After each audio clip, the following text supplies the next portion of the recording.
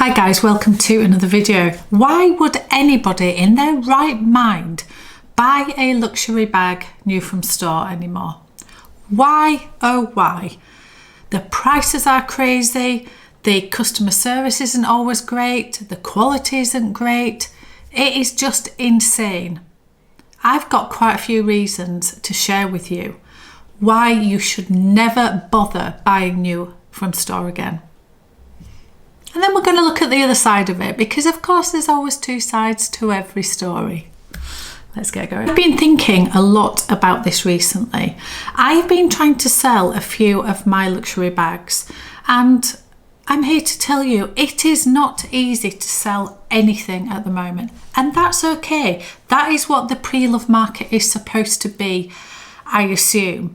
I think we have all got into this bubble of assuming that we're going to get a decent amount back from our bags, and reality is hit now that the market has stabilised and nobody wants to pay the price. The economy is all over the place, people are being a lot more cautious, so of course it is extremely hard to sell a bag. So for example, I have this cousin, and honestly, the more I look at it, the more I think, why am I wanting to sell it? Well, anyway, it is beautiful. I paid over £3,000 for this. I think it was like 3,500, 3,600 maybe.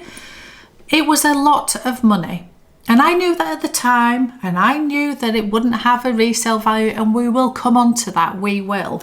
But needless to say, I am trying to sell this now at virtually half retail price. And this is as new. It is absolutely pristine. And nobody wants it. Nobody wants it. Not even an offer. Not even one offer. And yes, maybe it needs to be even lower than that, but anyway, that's a whole other story about the actual selling of bags. But it got me thinking of the resale value of all of our bags. Hermes is very, very different, and we all know that. But on our other luxury bags, that why on earth, if we are bothered about resale value, why on earth would we buy new from store anymore? If there is a chance that you may sell that bag in the future, then you're just losing money immediately. We'll talk about the flip side. Don't come for me. We'll talk about the flip side in a minute. But it did get me thinking. And also, when I was in London, we went to quite a few of the reseller stores or consignment stores. We went to Designer Exchange. We went to Bagista. We went to Cellier. Where else did we go? I think that was it. Oh, we went to, what's it called? Love Luxury? I forgot what it was called, but anyway, we went to a few because I wanted to have a look, and I found the bargain of the century in Designer Exchange. Look at this bag. This is a Go 1-4, and this is in the beautiful pink. Granted, pink is not for me. It's not for me. That is why, spoiler alert, I didn't buy it. But I was very tempted to buy it because of the price. And of course, I would never use a pink bag. I am not going to buy it. But this bag, and I can't remember if it was £1,600 or £1,800. And it was pristine. It was pristine. These Louis Vuitton bags are selling retail for 5,000. I think it might even be 5,750 now, or 5,500, something like that. And a pristine one on the resale market is £1,600. It is absolutely the bargain of the century. So if you are after a pink Go 1-4, I think it was the size, then run to Designer Exchange in Knightsbridge, because it's insane. I don't know how it's still sat there, but it did get me thinking, the two sides of it, that if you were somebody that had already bought a Go 1-4, and I know people who have, and they are beautiful bags, absolutely beautiful bags. And if you have paid 5,500 for one, And then you decide after a couple of years or however long it's been that you might want to sell it, move it on. If a reseller is selling that for 1,600 or 1,800, whatever it was, then you as the person selling it would probably be getting, what, 1,400, 1,300, maybe 1,200. I don't know what their commission is in designer exchange, but I know that they pay very low. Anyway, and it just got me thinking that it's like the two sides of it, isn't it? If you are wanting to buy a Go 1.4, why on earth would you go into store and pay 5,500 for one right now? If there are ones that are in the reseller market that are pristine, that are £1,600, it doesn't make any sense to buy one new in store. There might be reasons why you want to. I get it. And I know this one is very specific because it's pink and it's not everybody's cup of tea. It's not a black, it's not the chestnut colour, it's not even navy. Those are a little bit more easier, I think, probably to sell. However, I just was thinking, as a buyer, why on earth would you spend 3-4 times the price nearly? It's really, really, really, really bad. On the flip side of it, if you are wanting to sell your bag and somebody gives you an offer of £1,300 for something that you bought that's pristine for 5,500, it's just scandalous, isn't it? But that is the market as it stands at the moment. So it did get me thinking when I saw this bag, why on earth are any of us buying anything new from store? Because as I say, I'm trying to sell some bags and it's just impossible. I think the other thing is, in store at the moment, it is so expensive. It's not just the fact that you will lose money, and because it may be, and we'll come on to this, it may be that you are not interested in ever selling your bags, and therefore you're never going to think about resale value when you're buying something. So that bit of it is irrelevant to you. Or it might be that you never want to buy pre-loved. As I say, we'll come on to that. But it does beg the question, the prices just on the face of it are insane at the moment. They are absolutely insane.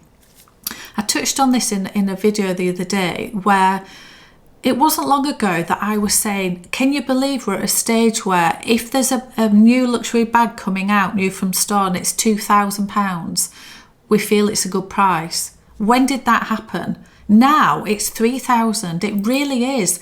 Loewe, Bottega, Fendi, Louis Vuitton, definitely Hermes, definitely Chanel.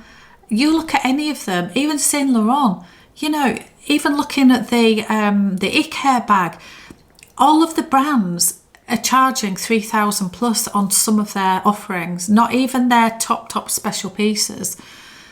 A puzzle bag is 3,000. It's just beyond.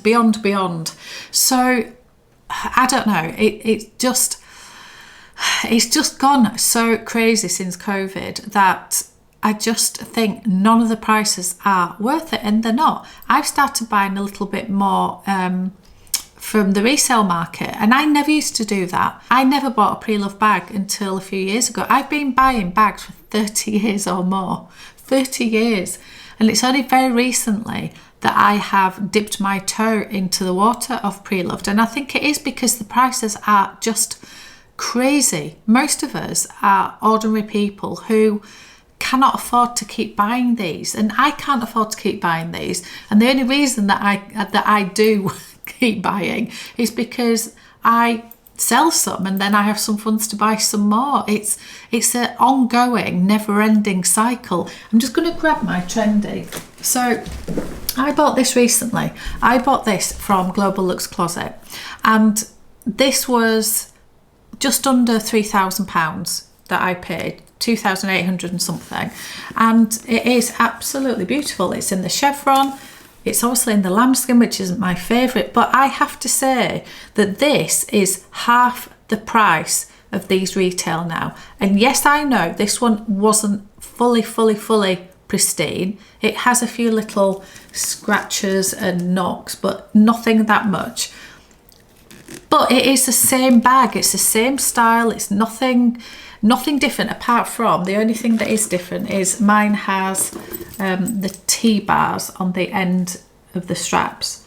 I hope you can see that, which means that actually you can take them out.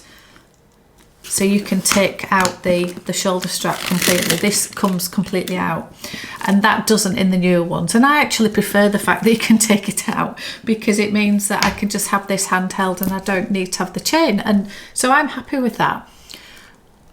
And I know this is probably like a 5 or 6 year old bag that I've bought. So I understand that this is going to be less on the resale market. But my point is that, is the price difference enough for me to go, no, I still want new from store?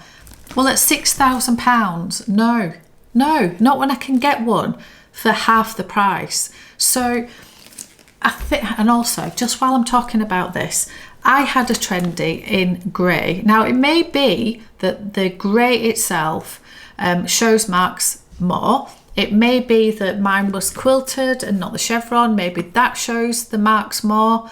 I don't know, but the wear of mine, the lambskin, was terrible. It was so delicate that I daren't use it. Whereas this, I've used this a couple of times now. And as I say, it's got a couple of little scratches on it already. But the lambskin, it just feels different to the one I had. And I just think that maybe some of these older pieces, the quality is actually better. Time will tell with this, time will tell. And I'll use it and I will come back and do a better review when I've used it a bit more. But I think needless to say that there are many reasons not to buy new from store anymore. There really, really are. But of course, we have to look at the other side of things, and we have to look at why it is still a good idea to buy new from store. So firstly, not everybody wants to buy pre-loved. Not everybody's comfortable buying pre-loved. Some people, even if it is new, so pre-loved doesn't mean, if you buy something from a reseller or from a consignment store, it can be a new in-box bag, like store fresh. It doesn't mean that it has been used already, but a lot of them have, and they could be in excellent condition or whatever. Even if it is new from store and somebody has bought a bag, say in hermes is the usual example, brought it straight to a reseller to make a little bit of money, that could be absolutely pristine new from store. And yes, you're paying a premium for that and all the rest of it. But not everybody is comfortable buying from a reseller. They may not want a bag that isn't new from store. They may not trust that it is a bag new from store. They may not trust the reseller. They may worry about the authenticity, even though you can prove that with the like an authentication service and all the rest of it. Some people just don't trust the process. There's been so many horror stories, so many scams. The fakes are so good. They are so good that actually even the authentication services can get it wrong. Surely they can. So buying new from store might just give you that extra security. Secondly, you get the store experience. You feel the nice, it's just a nice experience to go in, have a drink, look at a few things, have it all wrapped in beautiful packaging. It's different from getting something in the post from a reseller or from Facebook or eBay or Vinted or Vestiaire or whichever. It's just a nicer experience. You know what you've bought, you've checked it over already, you've had the nice experience in store, you've had a wander, you feel special. Sometimes we just like that, don't we? And that's okay. That is okay. Maybe you would never ever think about a reseller or a pre-loved bag because you do not care about the resale value. You do not care that actually I can now get one half the price. I can now not even sell this for half the price. I could get a Go 1.4 for a third of the price or a quarter of the price. Maybe you don't care because you just want the bag and you're never going to sell it. So you don't care what it will fetch. And you don't care you could have got one from down the road in the reseller for a lot less because you just want what you want. And if you're happy to pay the price of it, then that's it. That is the answer. And I am in both camps with this. I am in both camps. And for me, it depends on the bag. It depends on what I'm thinking about things in general. And sometimes I go through phases. I'm not going to lie, guys. Sometimes I go through phases where I think about it a little bit more. So I'll give you a really good example of this. I have just come back from London and I was on a fact-finding mission. Oh my goodness. We went everywhere. We went absolutely everywhere. And I wanted to look at Bottega for the millionth time. For the millionth time, we went to the main flagship store, Bottega, on Bond Street. We looked in Harrods. We looked in Selfridges. Yeah, I think we looked in 3 different places. And I tried on the Andiamo bag in different versions in all 3 places. Again, for the millionth time. And I decided that I loved the small size Andiamo in fondant. That was the one I kept going back to.